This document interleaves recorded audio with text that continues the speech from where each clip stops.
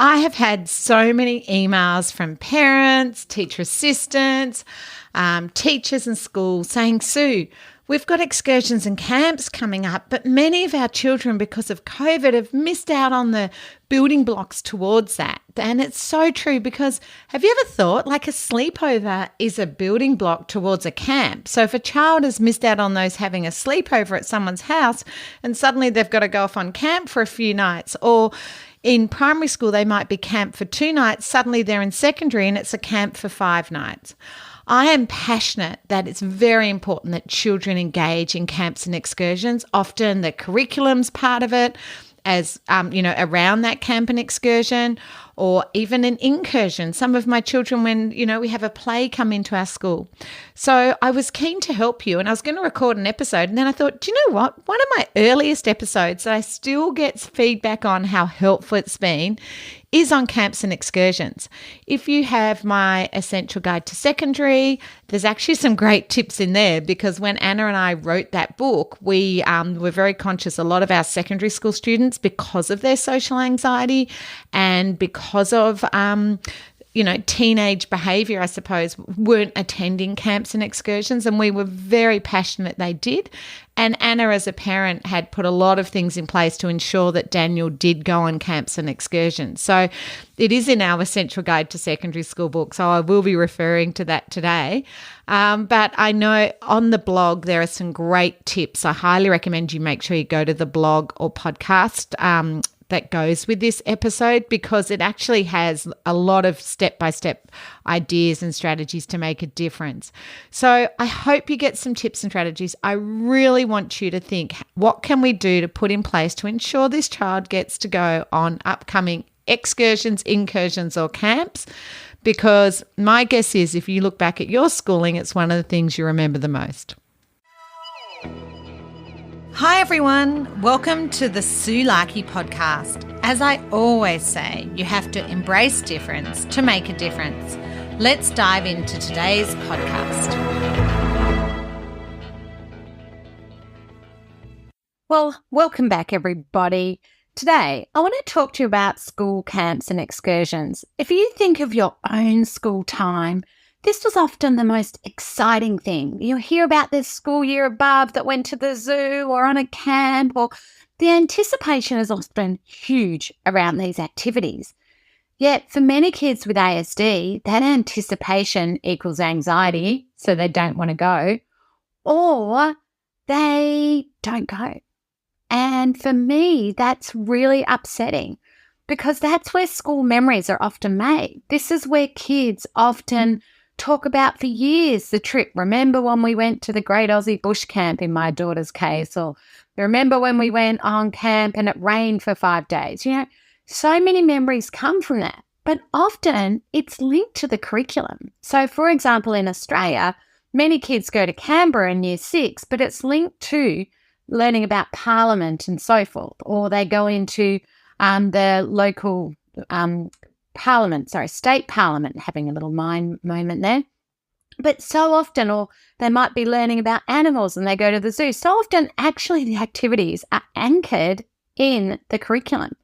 But it can even be an incursion. So, for example, my kids, when they're in secondary, often did Shakespeare plays, and the school would get the actors to come into the school, and it would be a whole year group, what's called incursion, not excursion. Now, kids talk about that for weeks. There's often notes going back and forth. They often might mean a change in schedule because they're not doing their normal schedule. And we all think, this is exciting. This is wonderful. But for this kid, it's daunting. It's scary. It's unknown. And we really need to look at what we can do to make it a success for these kids, because I want these kids to participate. So recently on Facebook, I asked people what they did to ensure kids on the spectrum got to go on these excursions and camps. And in fact, I should have printed it out before, or made a copy before I started this podcast. But it was a school principal actually who emailed me and said, Sue, I really want these kids to enjoy school camp this year. What can I do? And so I actually asked that on my Facebook. I asked her permission to ask on Facebook, and the feedback from schools and parents and teachers was amazing. But so many parents were like, I want that school principal.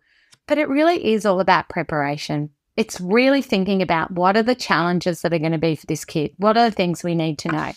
So as always, this is on my blog. You can download it and read it anytime. Share it with other people. My phrase that I always loved when I was in junior primary, sharing's caring. So sharing is caring. Print this out. Share it with other people. Make sure people know these tips and strategies. Don't reinvent the wheel. Most teachers in my doctorate research said, I'd love to teach this kid, but I don't have the time, resources, or support. What my tip sheets, blogs, podcasts, my aim is in the next 20 minutes, you get strategies to make this trip with this child, this excursion, this activity, a success. Because guess what? That'll take the stress out of it for everyone. If you follow my tips, if you start Googling, guys, you're going to spend hours going down that rabbit hole. I'd recommend you just grab my tips, go, yep, this will work. Okay, I need to talk to this person. What can we do? Because, guys, I have supported so many kids, and some of these tips are from my Facebook friends and community, and they are telling us what's worked. I really want to share with you what worked. I highly recommend that you think about what you can do. Now, I do have from Simone what she said made a difference to their kid to go on camp on my blog, and this is from that Facebook post. So I'm going to read this to you because it's just fantastic. And if you're not a Facebook friend of mine, please join. It's just Sue Likey, teacher. We have the most supportive Facebook community. I mean, I'm always posting things and getting amazing feedback from people, and I just love that when I post a question, it just makes you feel like you're not alone dealing with that, or not dealing with, struggling, or, you see that question and, you don't have to even be involved in the conversation, but just knowing other people have these struggles, other people are confused, other people are overwhelmed.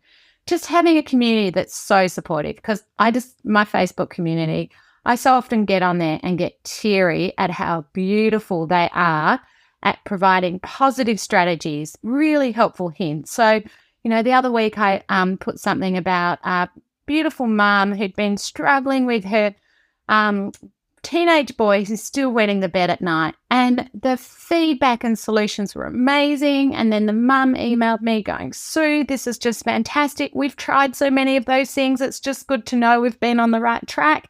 And there's a few new things there I hadn't thought of. Thank you so much. And I do think it's about that. Anyway, this is what Simone said. Our school makes social stories, including pictures of all activities, sleep arrangements, bathroom, toilet, dining room, recreation hall, and outdoor areas. Just as an aside, guys, you can pretty much get that on all the websites now. You don't even need to go out there to take the photos and videos. Personally, what I used to do is go out, take a video when we had our old cameras, those big clunky ones. I used to take a video from the child's perspective of all what they were going to see, where they were going to sleep, important. One year I had boys that loved electronic gadgets, so I made sure there's a microwave, there's a washing machine, and here's the TV, and this is what brand it is, So things like that can make a big difference. So I used to do it. This is when I taught in a class of mainly nonverbal kids. So that was really important that I made them that video they could watch over and over again. And even after we'd been on camp, they used to love rewatching it, which was so cute. So anyway, I love that class. Anyway, back to Simone. Education support staff also show the children the website and talk about the food that will be served for all meals. The kids that were worried about food had their own on standby supplied by the parents. If, camp isn't too far away, for some parents, they made arrangements to take their own child to have a look around a few weeks before camp and take their own pictures, which is brilliant. And Anna Tullermans, who I've written a number of books with, she used to take her son Daniel in advance, book into the same camping grounds, the same hotels, and they would pretty much do the schedule they were going to do. And her point was he wasn't there to learn about, the activities. For him, it was all about the social, and he was working hard enough on the social. You didn't want him worrying about the food or where he was sleeping. And I understand that he was used to the environment and noises, because she really wanted him to work on his social skills, which again is what they're going to get out of camp. It's that social skills. So back to Simone. Sorry, I'm just trying. All activities are optional for all the kids. There is no pressure to do them if the kids don't feel able. We have education support staff who the children are familiar with to go on the camp and give extra time if necessary. To our kids who come back feeling a great sense of achievement and pride. How beautiful is that? How can that not make you teary? I read that and I'm like, they come back with this massive achievement and pride because they've been set up to succeed. They've been given the things that worry them, the food, where they're going to sleep. That's all told in advance. If they're not comfortable doing activity, they don't have to do it.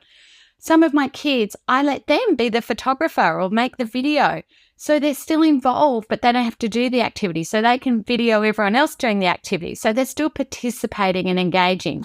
Or find some way for them to be helpful. Give them high status. That's what I like to do. Give them a really important job, like counting all the kids on and off the bus, making sure, everyone's got their bags. Keep them busy, but also give them downtime. That's what I find. So often I'll have kids who aren't in a really busy cabin, or I'll make sure that they maybe go ahead to the dining hall for 20 minutes. One of my, actually he was a boy with limited communication. He used to like putting the drinks out in the cup, but just giving him a bit of repetitive tasks that kept him calm. And his mum had told me that was something he enjoyed doing.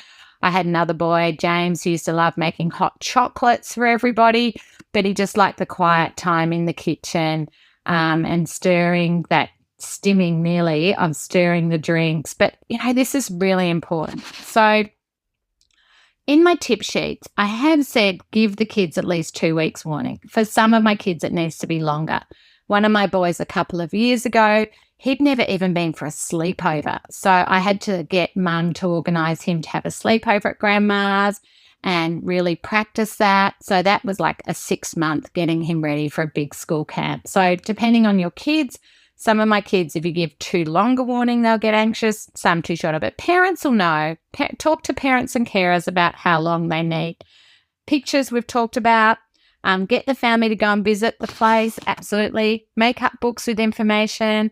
Allow the child to choose their sleeping arrangements. I would say with that, where possible. Often that isn't really possible. And I've got kids who choose and then change their mind. And sometimes, depending on the age of the kid, teachers and teacher assistants are the best people to know that.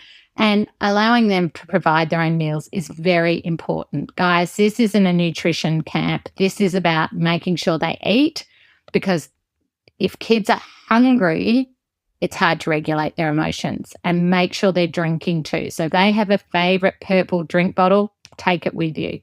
If they have a favourite Thomas cup, take it with you. If they just eat 2-minute noodles for 5 days, I honestly don't mind, because my aim is participation. Keep your eye on the goal for this one, not on what they're eating. And please, I can hear some of you saying, but then all the other kids will want 2-minute noodles. Remember, fair isn't everybody getting the same thing. Fair is everybody getting what they need in order to be successful. One of my favourite quotes of all time. And you know what? As long as you explain to kids, they understand. It's just like, well, you know what? I know you don't all love the camp food, but you're going to have a go. For Jack here, he only eats 2-minute noodles, and that's okay. Just, this is part of his sensory processing. Are there smells you don't like? Are there tastes you don't like? Are there foods you don't eat? So I tell me, turn it back on the kids. Okay, tell me about your food.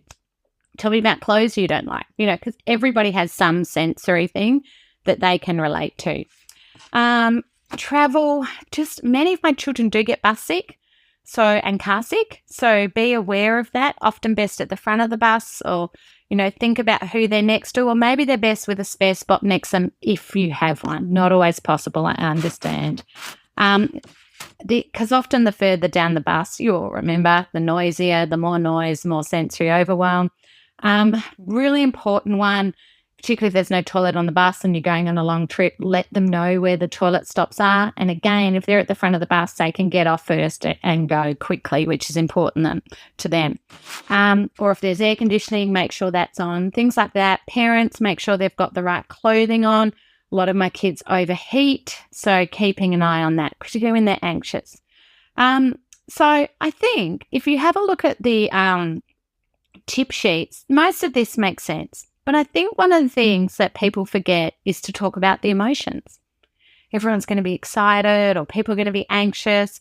And if you are feeling away, what can they do? So if you're worried, what can you do? If you can't sleep, what can you do? But I find this helpful to talk to the whole class about, or the whole year group. If you're hungry, because often at home they're used to just grazing and going to the cupboard and getting something. If you've forgotten something, if you're worried about something, because sometimes they'll do an activity and then be worried about it. So really talk about the feelings, what emotions, talk about what they need to regulate their emotions, what do they use at home. Really talk through some of the things they're going to feel. And the one that Anna Tullemans talks about in our Ultimate Guide to School and Home and the Essential Guide to Secondary School, if you're going to an excursion where they have to use, like to an art gallery or library where they have to use a quiet voice, talk about that before.